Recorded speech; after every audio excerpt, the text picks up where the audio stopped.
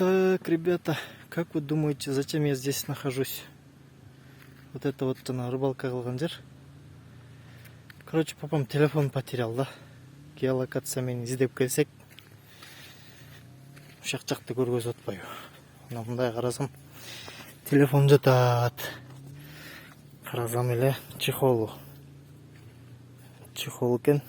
Значит, мына жакты көздөп учуп кетти деп туруп жана геолокациянын немеси менен чалсам, мына жерде жатыр телефон.